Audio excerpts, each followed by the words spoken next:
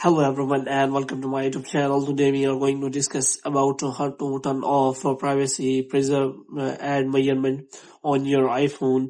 For example, if you use Safari and you have simply turned on privacy preserve and measurement on your Safari, and if you want to turn this feature, so how you can do that? For this, what you have to do, you have to simply watch this video completely. So without wasting any time, let's start the video. So first of all, what you have to do, you have to simply make sure that you are connected to a proper Wi-Fi internet connection. And after that, what you have to do, you have to simply go to settings. And here what you have to do, you have to simply click on general and you have to scroll it down until you find the option of transfer reset iPhone. So here you have to simply click on reset and you have to simply reset all of your network settings. And after resetting all of your network settings, you have to simply go back.